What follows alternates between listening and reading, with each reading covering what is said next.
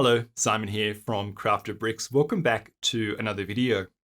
Now, if you've had a look at a few of the videos on my channel, or if you're a subscriber to my channel, you'll no doubt get the idea. It is very true that I absolutely love building custom Lego models.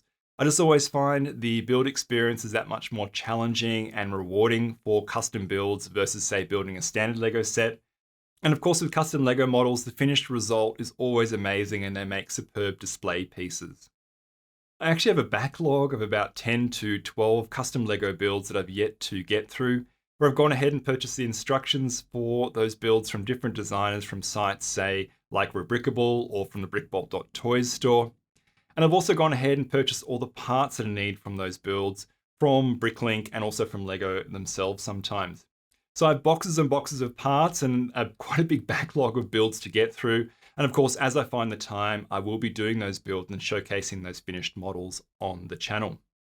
Now, there was one build in my backlog, which is the Classic Batmobile designed by Sawyer Howard, where I saw that particular designer was really quite taken with it. The instructions for that build were published on BrickVault. Now, if you have a look at Sawyer's Flickr page, he's an extremely talented designer, particularly of minifigure type scale vehicles. So I was really taken with his design. I remember going ahead and buying the instructions straight away. And of course, since that time, I've also got all the parts that I need for his build and the classic Batman and Robin minifigures. However, Lego, of course, just recently have released their own standalone version of this classic Batmobile, which is what I have in front of me now. And surprisingly, after buying this, building it, and then after doing a few subtle modifications, which I'm going to talk about later on in the video, I'm extremely happy with this. I think Lego have done a superb job with this particular model. I'm so happy with it that I'm actually not going to go ahead and build the custom version anymore. I think if you decide to go ahead and buy and build this model yourself, then you're going to be extremely happy with it. Let's take a much closer look at the model, and in this section of the video, I'm going to showcase the model for you and share with you my review, comments, and thoughts. As you can see, I've mounted the model on the display stand that's included with this set by Lego. And at the base of the display stand, there is a plaque which has a large sticker on it that actually tells you some of the different stats and details of this 1966 classic Batmobile model. Also included with the set is a Joker minifigure. This is, of course, the classic version of the Joker character. I think Lego has done a superb job at capturing the features and the details of that character in minifigure form. Before I get more into the details of the model, I just wanted to share with you a little bit of a fail that I've had, which you're about to see soon. For quite a long time, I've wanted to motorize the turntables that I use to showcase models in my videos. I thought for this particular video on the Batmobile, I would use a microwave motor and rig that to the underside of my small turntable to motorize the turntable to have the model spinning while I'm talking about the different features and details of the model. Unfortunately, the end result, which you're about to see soon, isn't as good as I have hoped. The rotation is a little bit janky and probably a little bit too fast. So what I think I'll do for future is actually invest in a proper speed controlled turntable, and I'll use that instead for future videos.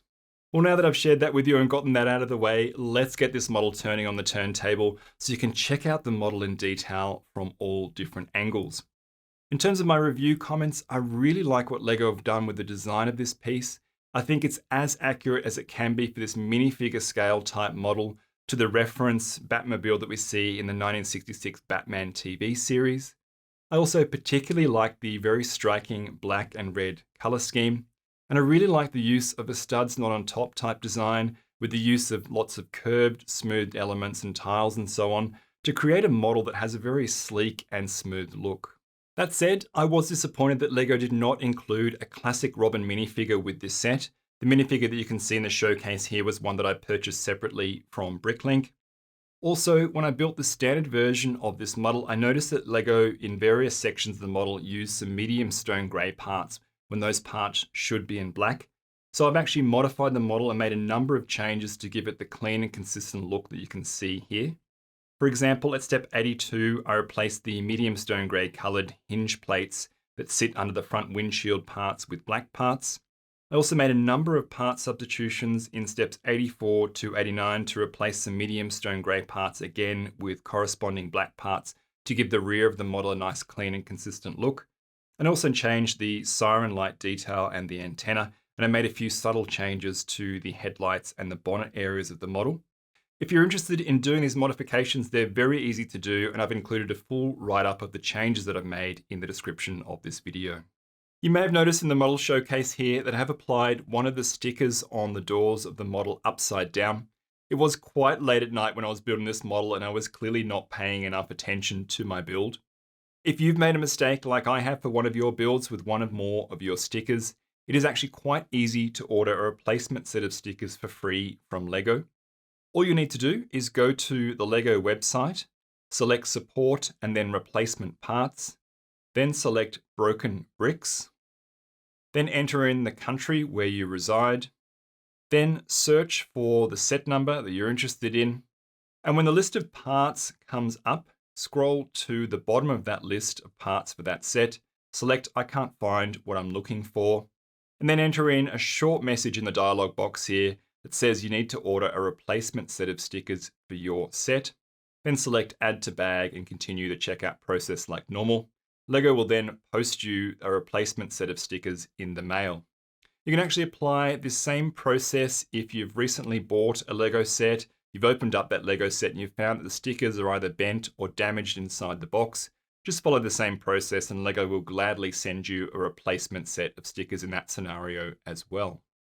That's where I'm going to wrap this video up. Thank you so much for watching. I really do think that with a few simple modifications that I've spoken about earlier in the video, and also the addition of a classic Robin minifigure that you can pick up quite easily from Bricklink, this is a really charming set that's been well designed by Lego, and I think you'll actually really enjoy having this piece in your collection. Now, if you've liked this video and you want to see more videos on modifying standard Lego sets or videos on custom Lego builds, that's certainly what my channel is all about. So if you've not yet subscribed, please consider subscribing. I really love to have you on board. I am trying to grow the channel. Also, if you like this video, give it a thumbs up. If you want to leave a comment, please leave a comment. I actually really enjoy reading your comments and interacting with all my viewers. Until I see you in the next video, happy building, take care, and I'll see you soon.